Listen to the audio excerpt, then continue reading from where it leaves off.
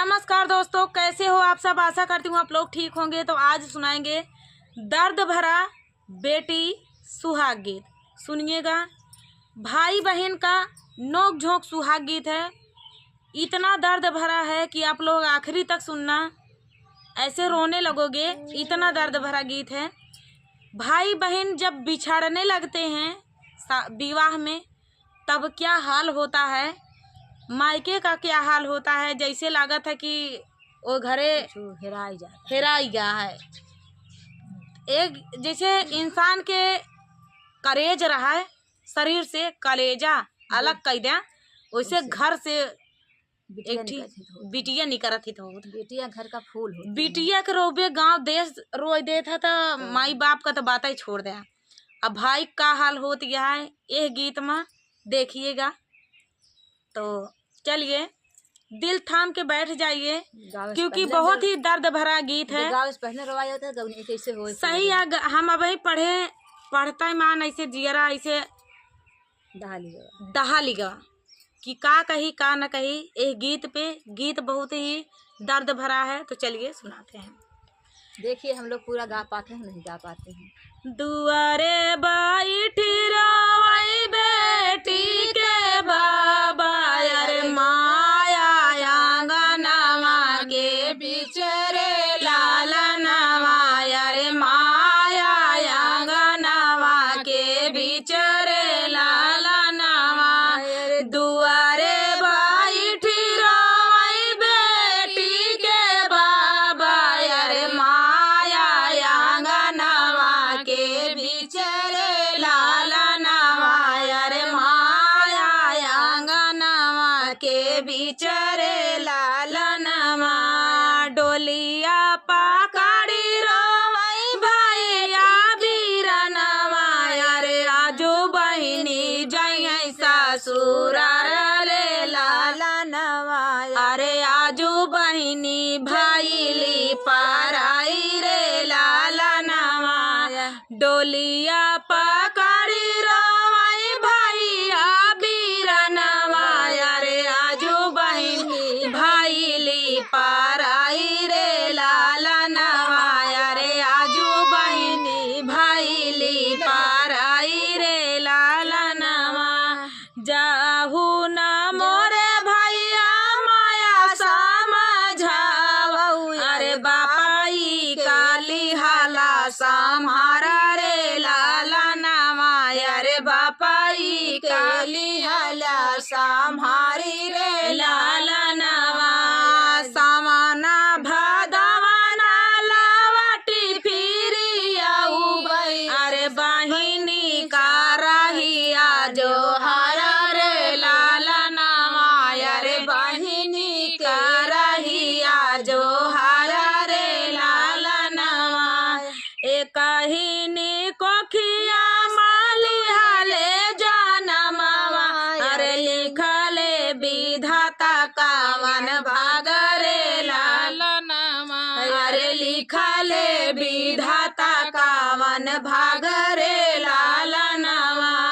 तो कहता माया बाबा है अपने साथवा, अरे हम कहता साता नदिया पार रे लालनवा, अरे हमारा के सात नदिया पार रे लालनवा। तो कहता माया बाबा अपने साथवा, अरे हमारा के सात नदिया पार रे लालनवा, अरे हमारा के सात नदिया पार रे लालनवा। धन्य बाटी मोरी माँ, धन्य बाटी माया मोरी धन रे बापैया, अरे गाई दिहले आज दोई आँख रे लालनवा, अरे गाई दिहले आज दोई आँख रे लालनवा।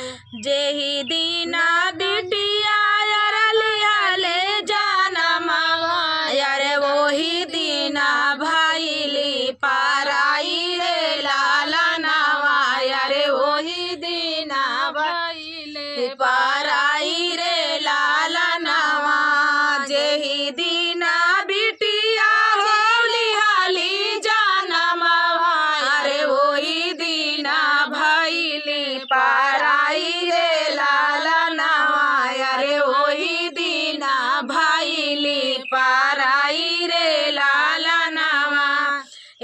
बानी बचन जब सुना ले बीरनवा अरे माड़ाए में गिरई फफकारी रे लालनवा अरे माड़ाए में गिरई फफकारी रे लालनवा पानिया का छीटा दाई बोलो वही उन कर बहिनी अरे होई गई विदाइया का जुन रे लालनवा अरे होई गई विदाइया के जुनी रे लालनवा।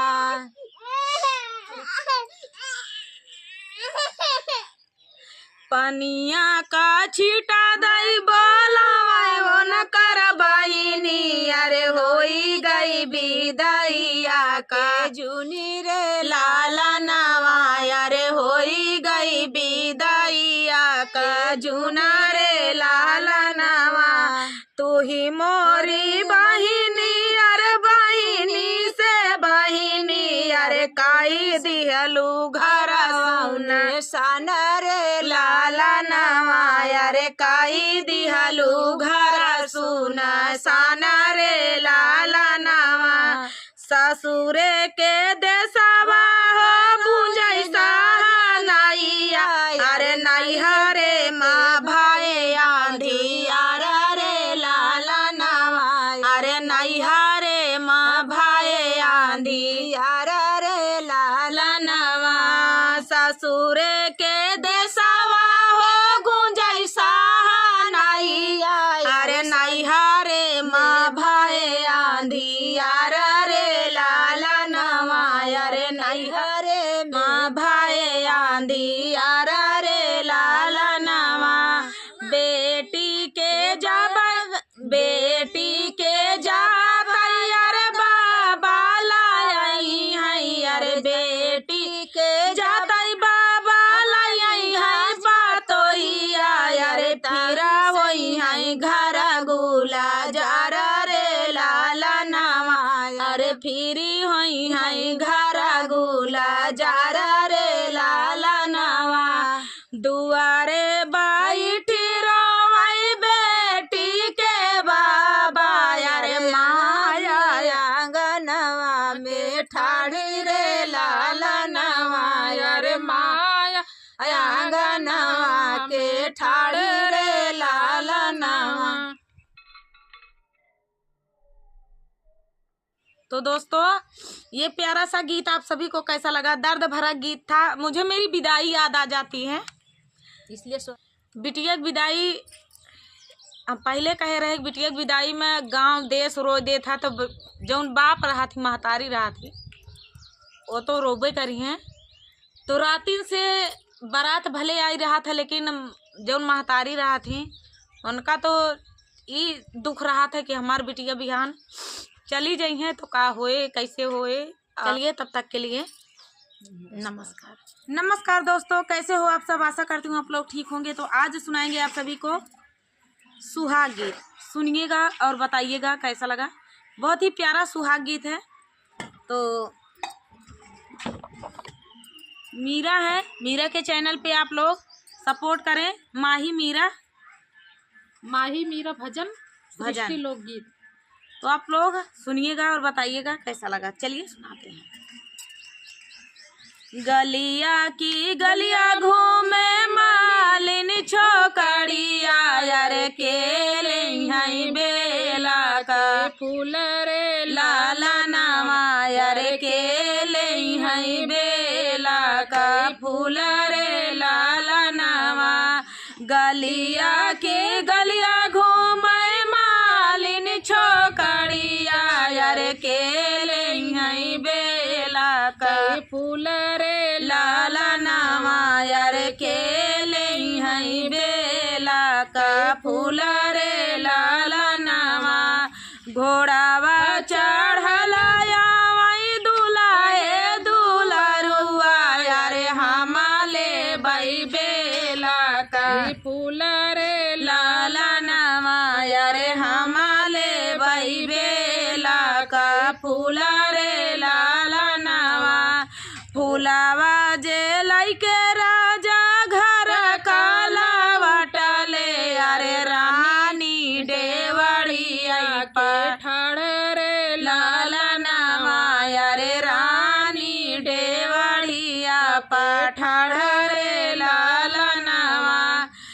बाहरे नी बाटियों की भीतर रानिया यार आई लेती हूँ बेला का फूला रे लाला नावा यार लाई लेती हूँ बेला का फूला रे लाला नावा बाहरे नी बाटियों की भीतर रानिया यार लाई लेती हूँ बेला का फूला रे लाला नावा यार लाई लेती हूँ बेला का फूला रे लाला नावा तू तौरा है हो राजा या पानी नौकरिया यार कहाँ पाया बेला का फूला रे लाला नावा यार कहाँ पाया बेला का फूला रे लाला नावा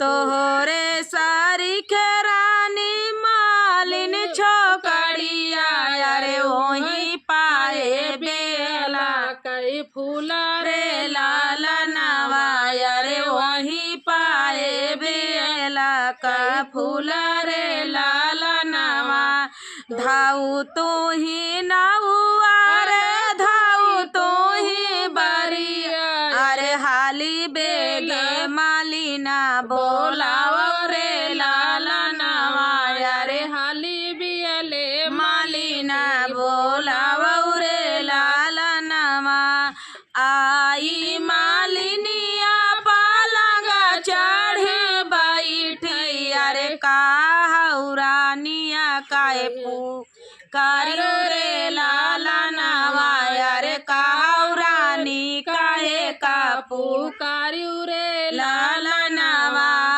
आई मालिनिया पालंगा चढ़े बैठी अरे काहुरानी काहे का पुकारियो रे लाला नावा यारे काहुरानी काहे का पुकारियो रे लाला नावा हमारे तौरा जरा है या पानी नौकरिया यार काई से ली बेला माई रे लाला नावा यार काई से ली बेला माई रे लाला नावा हमारे तारा जरा है या पानी नौकरिया अरे काई से ली बेला माई रे लाला नावा अरे काई से ली बेला माई रे लाला नावा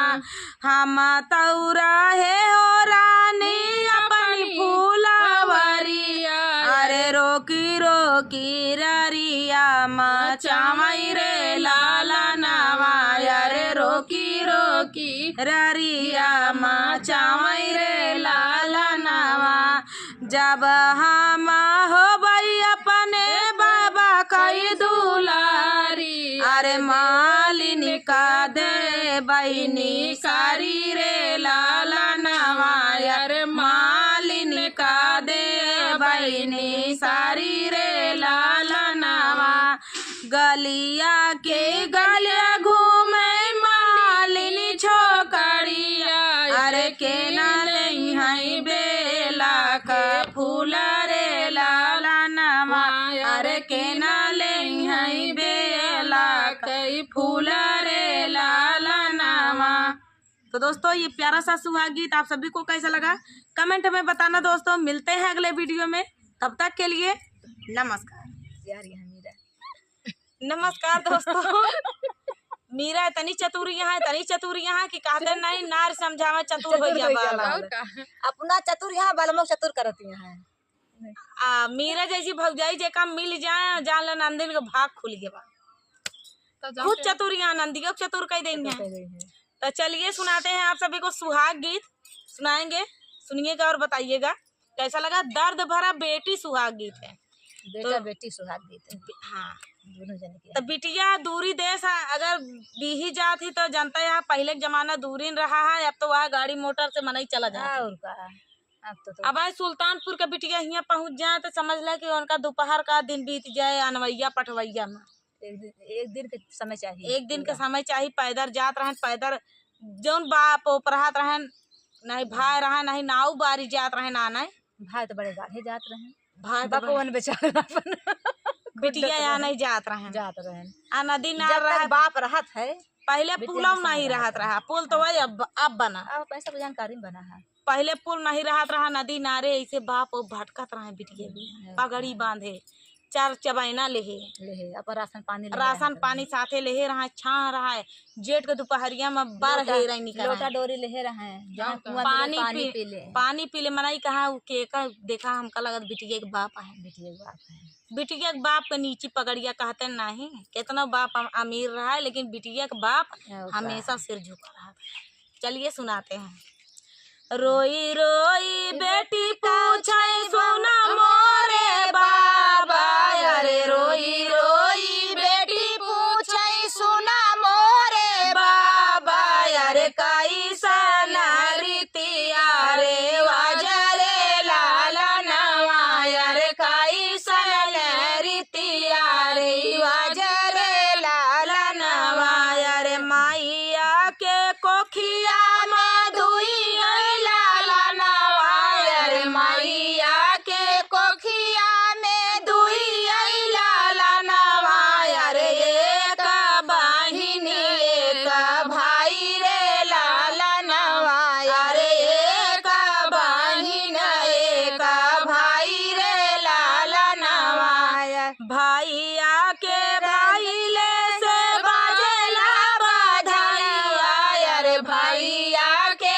भाईले से बाजेला बधाइया अरे बेटी के भाई मन दसरे लाला नवा अरे बेटी के भाई मन दसरे लाला नवा अरे बेटा के राजा बेटा अपने बखरिया अरे बेटा के रखा बाबा अपनी बखरिया अरे बेटी पर भेजब दूरी दे सारे लाला नवा अरे बेटी का भेजा दूरी दे सारे लाला नवा अरे काहे का मोरे बाबा ऐसन दुई रतिया अरे काहे का मोरे बाबा ऐसन दुई रीतिया अरे कैसन इया है वेद भाव रे लाला नवा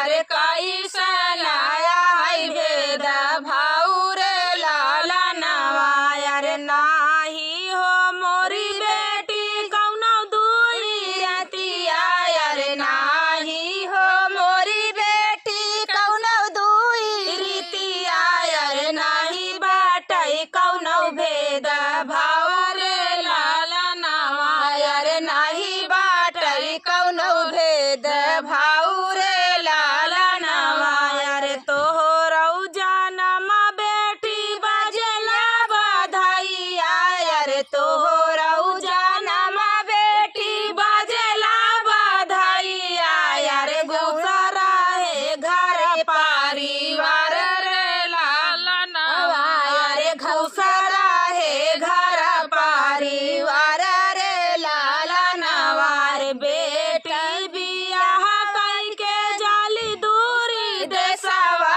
अरे बेटी बियाह कई के जाली दूरी देशवा अरे यही गुना बापाइला चार रे लाला नवा अरे यही गुना बापाइला चार रे लाला नवा अरे यही बेटी रीतिया रिवाज रे लाला नवा अरे यही बेटी रीतिया रिवाज रे लाला नवा अरे रोई रोई बेटी पूछाई सोना मोरे बाबा अरे रोई रोई बेटी पूछाई सोना मोरे बाबा अरे कैसन रीतिया रिवाज रे लाला नवा अरे कैसन रीतिया रिवाज रे लाला नवा। तो दोस्तों ये तो सही यार रीत रिवाज जौन लाग है ना मनई कहा थी इस लाचार कि हम बाप बाप लाचार हाँ का करें भेजे परत करेजा जे अपन बिटिया विदा करत करेजे पत्थर रख के विदा कर विदा करे से पहले जौन है करेजा जौन है वो पोड़ करे पड़ा पोड़ था। धीरे धीरे करे पड़ा काहे से धीरे धीरे करे पड़ा था। पहला नंबर तो बिटिया ऐसी ऐसे ऐसा पल रहा था बिटिया का, बिटिया के साथे रहा वाला। पापा खाना खाबे, पापा पानी लाई, बेटवा ना पूछी है, पूछी है वैसे बेटवा, लेकिन कम पूछी है जितना बिटिया पापा पानी लाई। बाप का दर्द बिटिया समझा थी, तब बिटिया दूरी देश दूरी भी ही जाती। एमा गलत कमेंट जिन करत जाया यह बिना कि बाप ये कही है कि बेका बेटवा नहीं समझते, बेटवा समझा थी। लेकिन देखा हाँ तो देखा सबका एक तराजू पे नहीं, पांचों उंगली एक तराजू पे नहीं तौली जैसे बिटिया सब यहाँ ना जैसे बेटवे सब हैं। तो चलिए मिलते हैं अगले वीडियो में। अपन अपन संस्कार है, अपन अपन भावना है, अपन अपन प्रेम है। चलिए तब तक के लिए नमस्कार।